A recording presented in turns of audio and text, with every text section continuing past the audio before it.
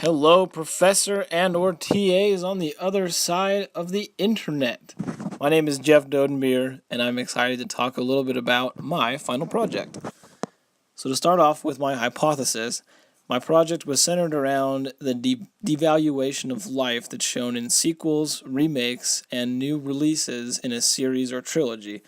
I believe that more on-screen deaths are featured in these movies for two main reasons. One, movies based off the same ideas as something that's already been created uses more violence to fill in plot developing scenes that are no longer necessary thanks to the original movie. Two, violence has become more and more prevalent in our day and time. So naturally, as more movies are made in later times or even later decades, there's a natural inflation of violence that has to be accounted for. As we go on through time, things just have to be more violent because it doesn't prime us as much as it used to. I used three types of movie sets in my experiment. I looked at the James Bond series, Star Wars, and then some popular horror franchises that I grouped together, and we'll talk more about when we get there. First off, James Bond. I used this in order to compare different James Bonds that have been in different movies throughout its more than 50 years of running. I excluded 3 Bond films because they were only casted with the actor for the James Bond for those 2 movies or that 1 movie. So we don't have On Her Majesty's Secret Service, Living Daylights, or License to Kill. I pit the 4 main James Bond characters against each other to help measure the difference over time in violence. This helped me understand that violence was growing with more additions to the series throughout a period of over 50 years.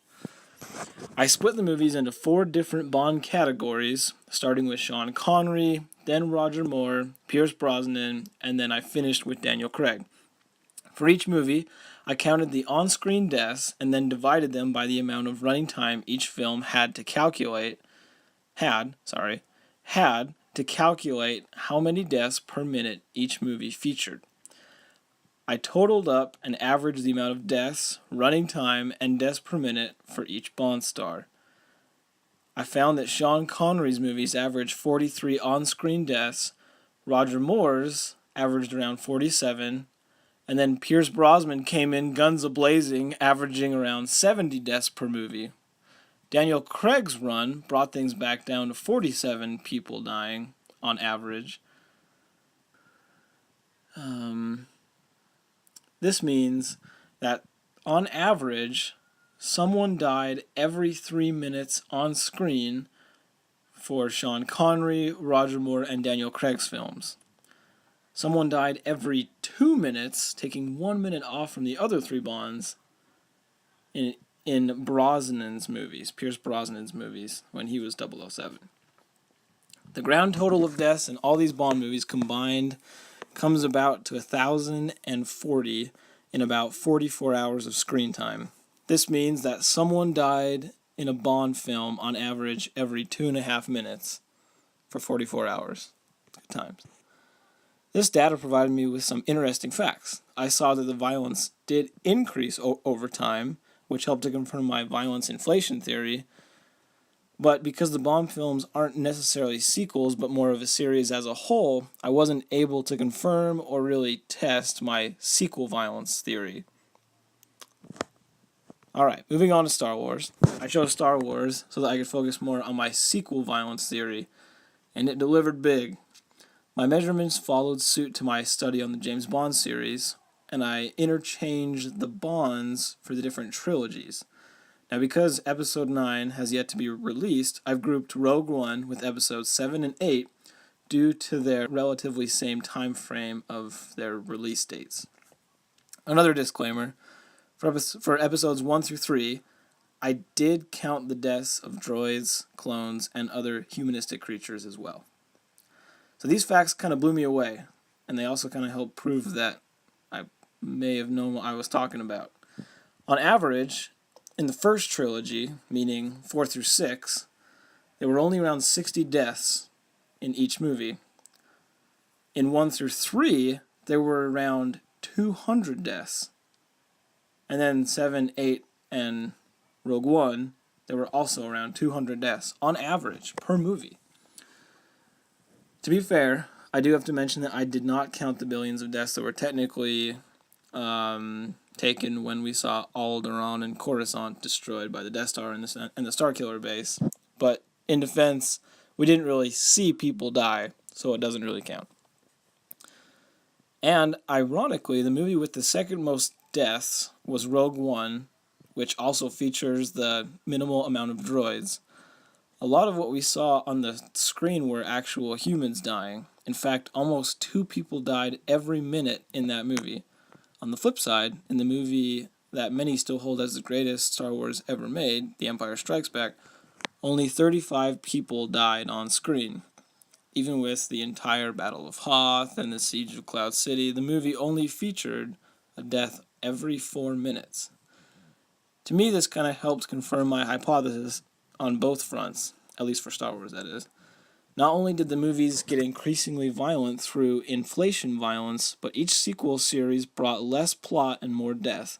Although we've talked about many theories connecting violence on film to reality, nothing has been completely confirmed.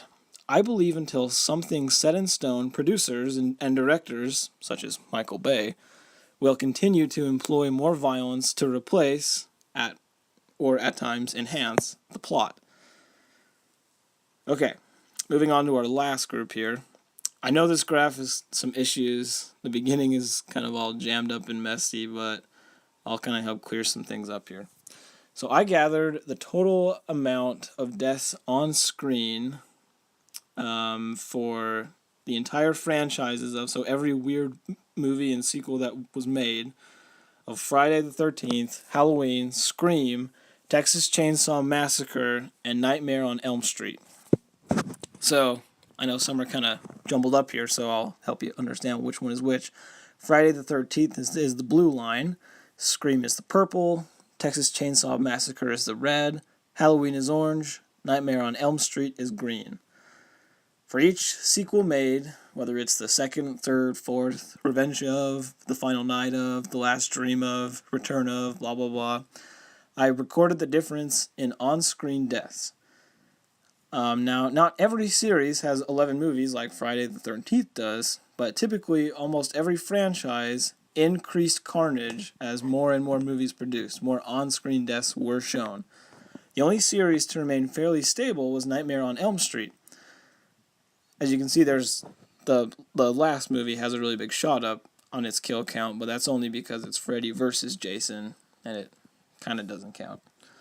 I was actually pleasantly surprised, though, to see that, for the most part, a lot of these franchises didn't show as high as an increase as I would expect, except for Jason. Jason just kind of goes crazy and has 11 movies and does what he wants.